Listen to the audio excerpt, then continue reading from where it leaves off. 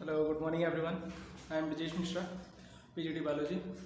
Yes बेटा, last time हमारा class 10th का चैप्टर चल रहा था हाउ डू ऑर्गेनिजम्स रिप्रोड्यूस।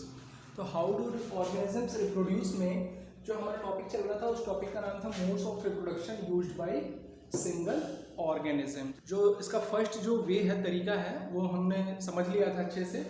अब जो दूसरा है, इसमें जो इसका मोड है वो है इसका फ्रेगमेंटेशन। तो बेटा फ्रेगमेंटेशन क्या होता है? So first of all, what is the fragmentation? Fragmentation, what is the fragmentation? Do you know what is the meaning of fragment? Fragment means pieces, टुकड़े, and the process in which anything that would broken in small pieces or fragment, that is called a fragmentation. So lower type of organisms used this type of method. तो जो जितने भी lower organism हैं वो क्या करते हैं, वो फ्रेगमेंटेशन वे को फॉलो करते हैं अपने रिप्रोडक्शन प्रोसेस के लिए। तो फ्रेगमेंटेशन में बेसिकली क्या होता है, कोई भी एक ऑर्गेनिज्म है, सपोज दैट हम एग्जांपल लेते हैं स्पायरोगायरा का। तो स्पायरोगायरा में क्या होगा कि स्पायरोगायरा में उसकी जो बॉडी है वो टुकड़े टुकड़े पीसेस में बढ़ जाएगी।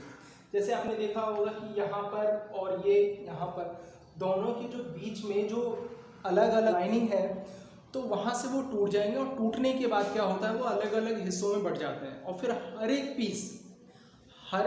पीस मैच्योर होने के बाद हर एक पीस क्या होता है कि वो ग्रो हो जाता है एक न्यू ऑर्गेनिज्म और न्यू बॉडी में।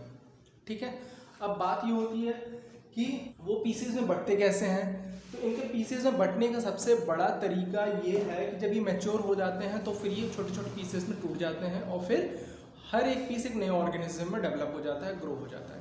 ठीक है, तो आपको फ्रेगमेंटेशन का समझ में आया कि फ्रेगमेंटेशन क्या होता है। अब बात आती है दूसरा कि क्या it is feasible, is it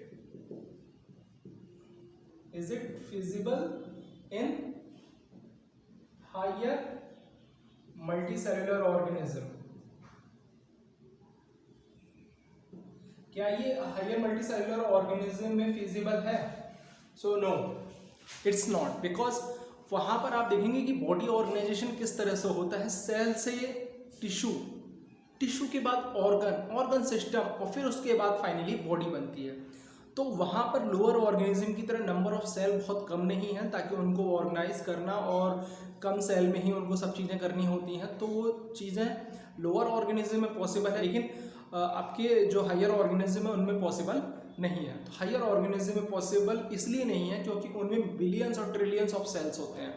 तो हर एक सेल सारा काम नहीं करती है और उनके स्पेशलाइजेशन अलग अलग होते हैं। जैसे कि सपोज दैट आपकी ये जैसे मस्कुलर, ये जो भी टिश्यू वगैरह है इसके अंदर जो भी आप ये हैंड देख रहे हैं, तो ये अलग है। अब उसी में जैसे लिवर आप जाएंगे, हार्ट जाएंगे, तो सबका अपना एक स्पेसिफिक फंक्शन है। तो सबका एक स्पेसिफिक फंक्शन होने के साथ में आप ये नहीं करवा सकते कि एक ही सेल से सारे काम करवा लें, जैसा कि लोअर ऑर्गेनिज्म में होता है। उनमें नंबर ऑफ सेल बहुत कम होते हैं, उन्हीं सेलों को ही मैनेज करना होता है। लेकिन हायर ऑर्गेनिज्म में सबका काम बटा हुआ होता है, जो डिवीज़न है वर्क का वो सब में डिस्ट्रीब्यूटेड रहता है, और इसी वजह से हर एक सेल अपने आप में एक स्पेशलाइज्ड होती है, उनके जो टिश्यू होते हैं स्पेशलाइज्ड होते हैं। ठीक है, तो ये चीज़ आपको समझ में आई कि स्पायरोगायरा में किस तरह से होता है। स्पायरोगायरा को बेटा वाटर सिल्क भी बोला जाता है। क्या बोला जाता है? Spirogyra is also known as water silk. ये इतना स्मूथ जैसा होता है जैसे कि आप अगर टच करेंगे तो ग्रीन एल्गी होता है ये, और मतलब स्लिपरी टाइप का रहेगा। म्यूसिलेजिनस इस पर सब्सटेंसेस होते हैं और म्यूसिलेजिनस सब्सटेंसेस होने की वजह से ये स्लिपरी लगता है। तो यहाँ पर आपको ये पूरा समझ में आ गया। अब स्पायरोगायरा में आप जो देखेंगे कि ये जो जिस तरह से इनमें जो ये है स्पायरल हो रहा है, ये क्लोरोप्लास्ट है, इनकी ये प्रॉपर्टी है, बेसिक फीचर है कि इनमें किस तरह से काम होता है।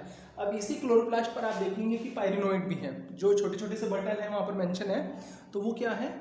पायरिनोइड। इनका मेन काम क्या होता है? CO2 को कंसंट्रेट करना, जो एक फोटोसिंथेटिक एंजाइम है रोबिस्को के लिए।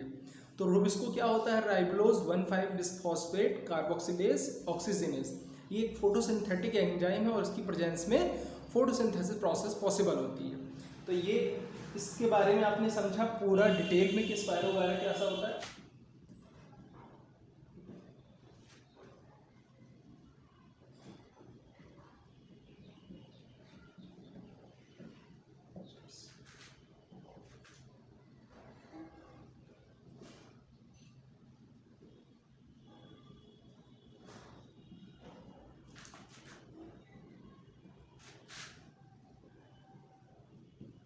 Fragmentation processes occurs when lower organisms break into small pieces after maturation।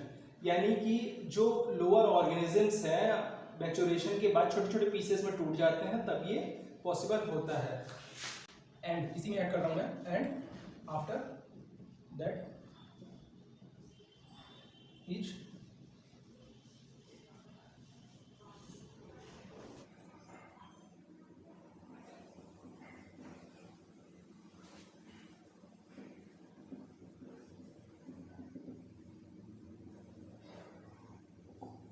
complete individual organism। सो इसका एग्जांपल कौन है इसका?